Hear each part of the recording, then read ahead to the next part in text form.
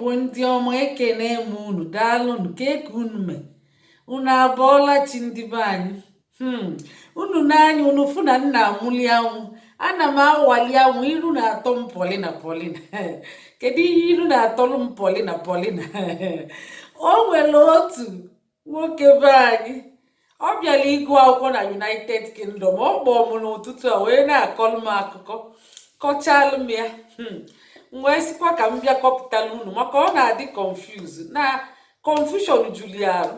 Ọkwụ na-amago student visa na-ewu ya o ji bịa gụọ akwụkwọ na United Kingdom. So o nwere onye ọ chọọ ịnụ mana onye ahụ dị under age.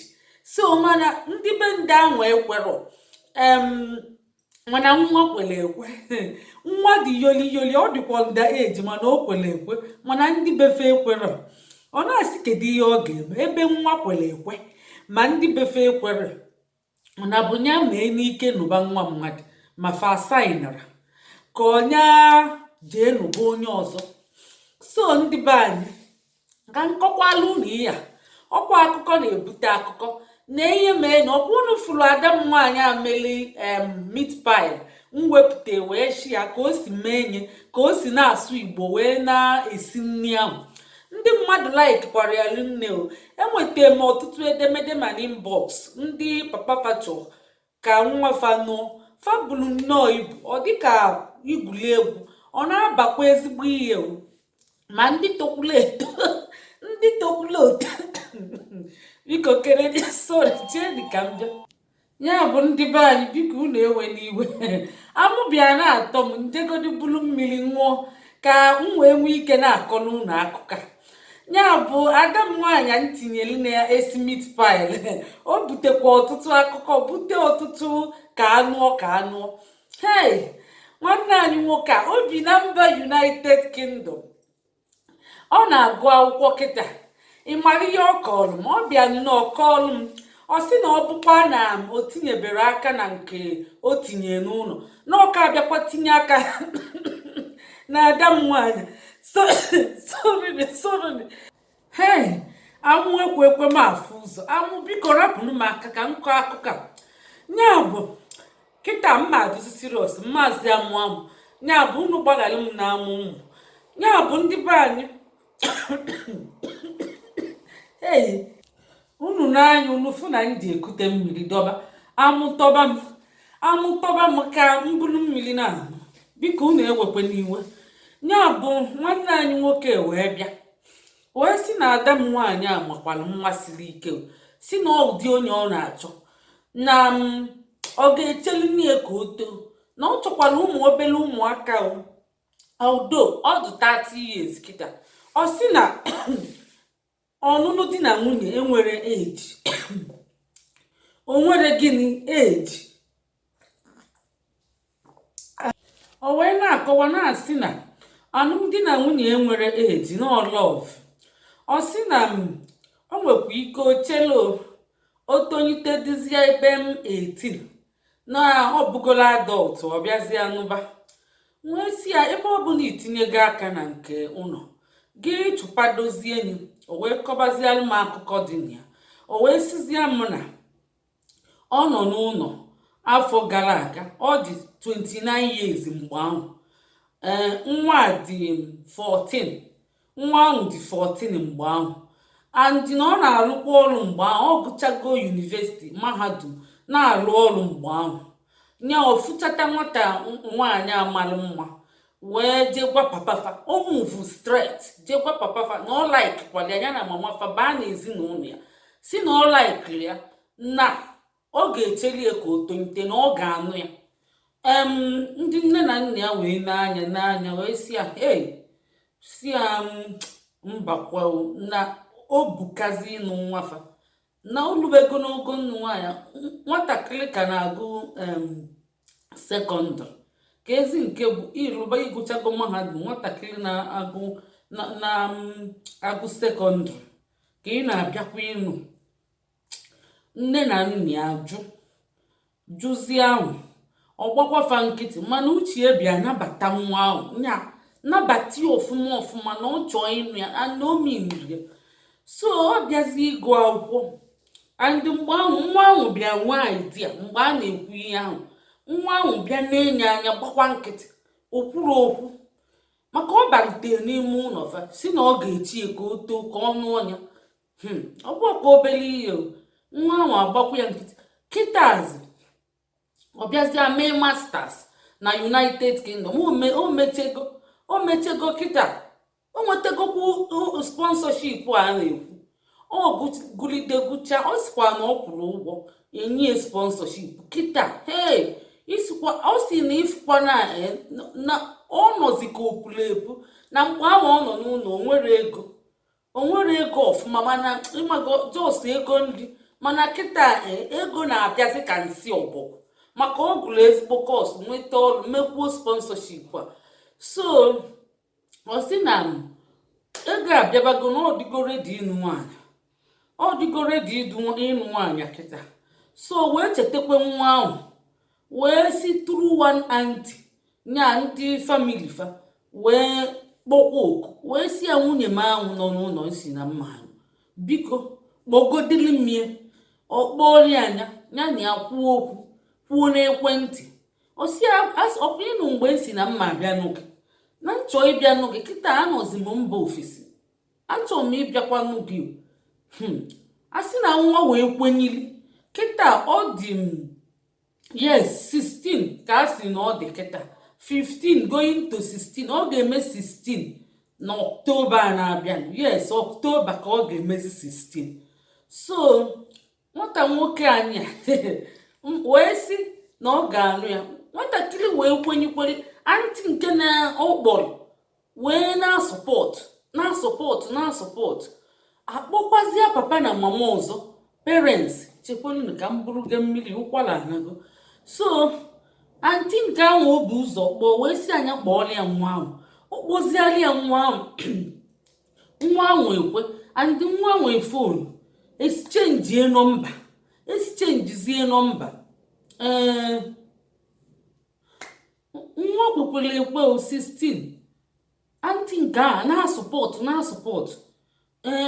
isi na akpọkwa nne na nna ajụkwa ọzọ si mba na fe ekwere o sikwa n'ezigbo ezinụlọ amara m ihe nne na nna jiju ọ dị ezu ori ọ dị agba ma ọ bụ onye topute na-ama gbasiri ike na-agba mbọ o nwere ọgụgụ isi ọ dị intelijenti ọ ma ihe ọfụma ka nne na nna si ajụ ka amara nwafe ekwego asị na nwa kwekwe wee si mama ya na papa ya na o kwere ekwe gwaghị ọnụ wee kwupụta n'iru papa ya na mama si ya na o kwere ekwe fa wee barịa mba si ya mmechipụ ọnụ ọsịsọ kafa gwaziri ya nya mmechipụ ọnụ ọ bịazie n'azụ na-akpasarị nwanne anyị nwoke nkata na-akpasarị ya na-akpakwa alụmalụ mmadụ nọ na-asị ya na ọbịa ọ ga-arụba ọrụ onye dị ya aka ọsị na ọ na-akpacha alụ ka nnukwute mmadụ ifu ka o si na-agba alụ eme nya na ọ bụ obere nwa mana o nwere uche ịmazi ihe nke ọ gwaziri ya nke ikpeazụ shọkụziri ya ọ sịrị ya na ọ bụ na papa fa na mama fa ekwere nya ọgbakwute ya n'ike ọ si na ọgbakwute ya n'ike nyanwa bụ nke nwoke tụbịa ime ka ọ mụba nwa na o nwere ihe papa ya na mama ya ga-eme nya tụbazi anya ime ka ọ mụbara ya nwa n'ike ka amaziala ihe papa fa na mama fa na ọ ga-agbakwute ụmụ obere nwa makwa ihe dị mma chai o wee obi anya ihe a ka nwa obere nwa gwara ya onye na-eje 16 gwara onye dị 31 ọ gwara ya anya so ihe a wee tụkwa nke nwoke obi ụtọ nnọọ ọ na-akwadobe ọ nwere ihe ọ ga-eme m ya bụ ọ nọzi na confusion a little bit ihe o ji wee nọ na confusion kịta bụ na mama na papa ekwere ka o si geje kpọrọ nwa mmadụ wee tụbabi ya ime kpọrọ nwa mmadụ n'ike nwa kwere ekwe mana papa fa na mama fa ekwere kedu ihe a ga-eme ndị be anyị ọ bụ ihe o si ka m bịa wee jụọ unu ọ bụrụ unu ka ihe unu ga-eme papa na mama jụrụ ajụ andị ọ ka pekwe mpe ọ si na ọ ga-echelie o mee 18 ọnụ ọnya kpọrọ ya debe n'ụlọ ọnwụcha nwa obidokwa akwụkwọ onye o si na ọ chọọ ime ndị be anyị unu na-egekwa akụkọ a kedu ihe unu ga-eme kedu ala unu ga-afụ kpalịa tinyekene na ọnụ n'ihe maka ihe anụnwa dịkwa onwe ka o si wee gbatakwuru ọ dị na steeti of Delhi ma ọ kwụ n'etiti na-abụ nya ime nke okwu ime nke okwu imekwe nke mma ime nke njọ ime nke mma onwe ka o si wee bịa tụfikọcha nwa ahụ dị underage 1 2 bụ na papa ya na mama ya kwere 3 bụ na nwa kwere ekwe nke nwoke kwere ekwe kedu ihe a ga-eme kedu ihe a ga-eme ga-adị mma onwe ụmụ ihe a ga-emegasị mana anyị chọọ ihe a ga-eme bụ the best o si na ọ ga-echi ka ọ ruo 18 mama jụrụ ajụ papa jụrụ ajụ nwa kwere ekwe kedu ihe a ga-eme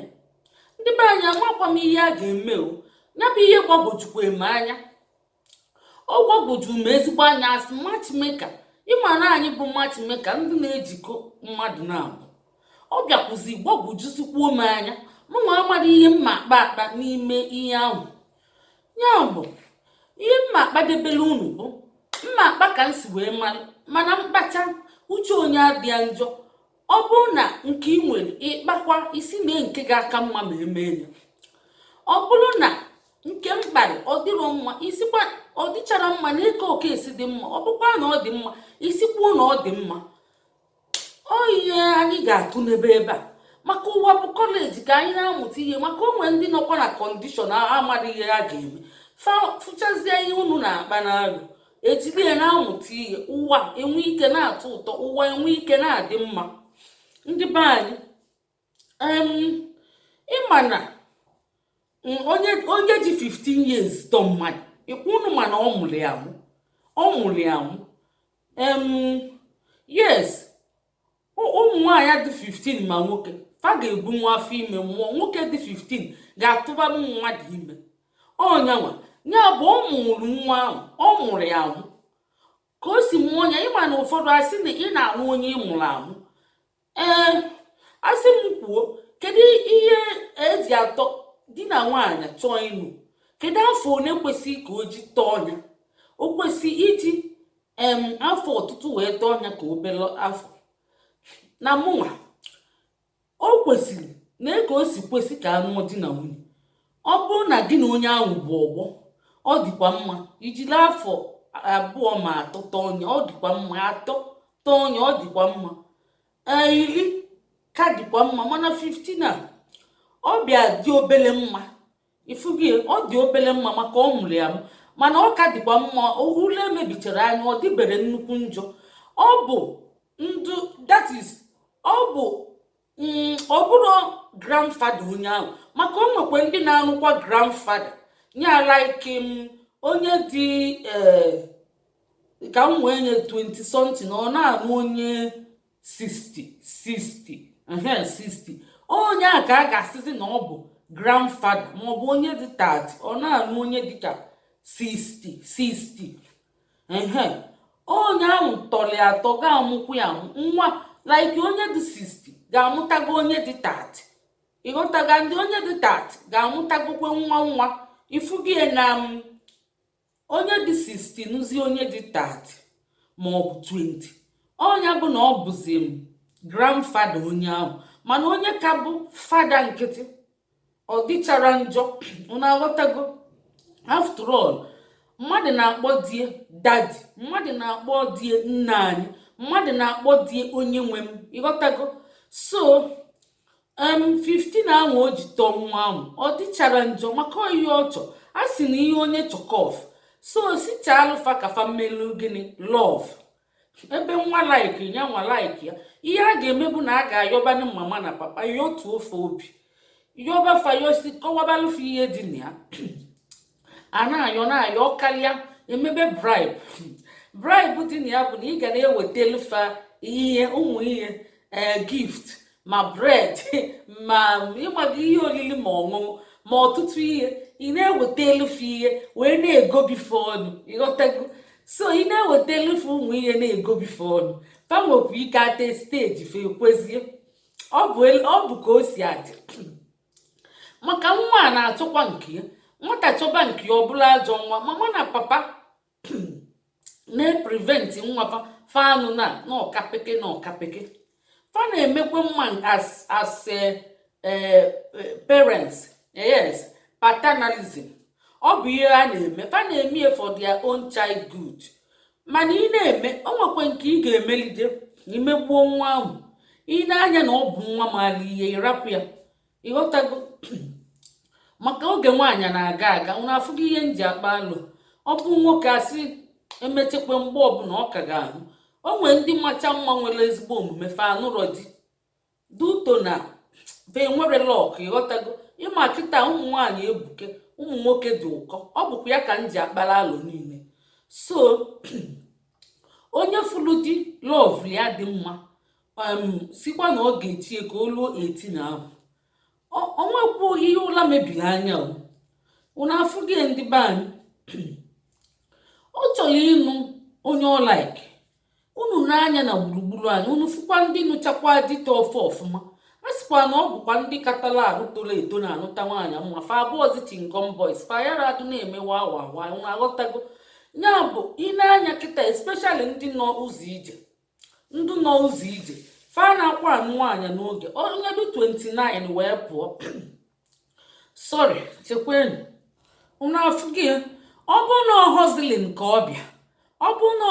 nke ọbịa, ọma nnatakwa na 10 years, ọma nchọba nwaanyị na 10 years. Ọkwa unu ma na hozilin dị ike. O nwere lọk bịa gụọ akwụkwọ nweta ọrụ. Unu aghọtago. O nwere lọk bịa gụọ akwụkwọ nweta ọrụ.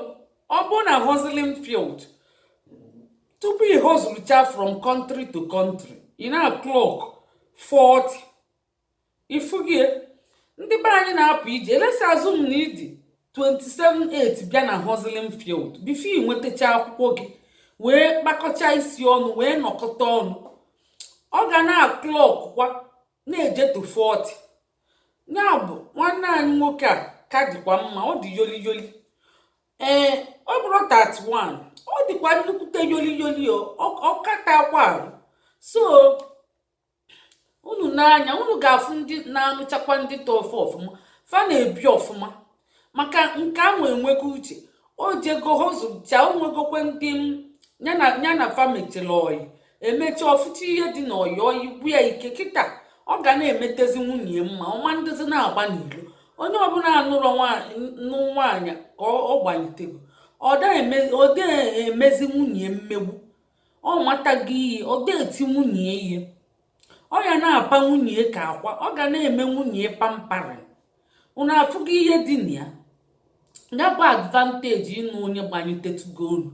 Ọkwa unu furu na-edi nwoke, ọdo nke fa ọ tọkwara ọfụma ka ezi awam general. Ọkwa unu furu nwunye awa general, Biafra general Ojukwu. Ọkwa unu furu nwunye ka ọ dị yoli. Ọ tọkwara ọfụma, mana ọ na-anụ tii ọfụma. Ọ na-afụrọ ka ọ dị agba nchala aka nka, ọ da aka. So ọ chọrọ hero, o nwetakwa hero. Ya bụ regret ya. Ya bụ unu fụ onye n'ụdị na nwunye, unu michali nọ. So fa anụgo anụ.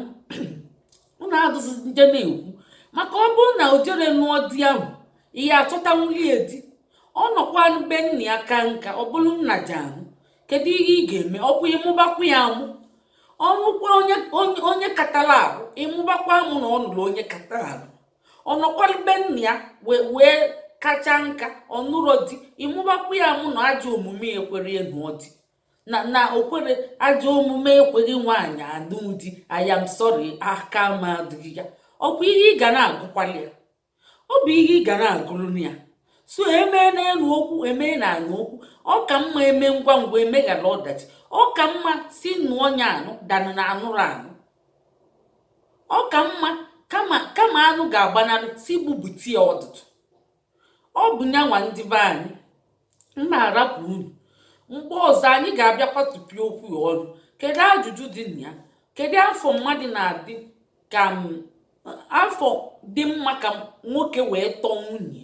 Ọ bụ afọ na-abụkọ ite? O kwesịrị ka nwoke nụ onye ọ tọrọ atọ mụọ amụ, ka o kwesịrị nwoke nụ onye ọ tọrọ dịka granddaughter ya, ka ịnụ onye dịka ọmụrụ amụ, ka ịnụ onye machitụli obele, onye o ji 10 years ma 5 years, 15 na mmadụ iji 15 tọọ mmadụ ọ dị njọ? Onye a papa na mama ekwere, kedu ihe ọ ga-eme? Ọnya nụọ n'ike ka ọnya gee papa ntị si ebe ahụ pụọ. Kedu ihe ọ ga-eme? Ndị be anyị, kedu ihe ọ ga-emezikwenụ? Kedu na ihe unu siri anya mee? Nsogbu adịrọ, anyị na-atụ anya unu na unu ga-atụli ya alụ, maka na ọ dị nwa obele confuse. Ọ dị obele confuse kịta. Ndewonu, ka emesịanụ.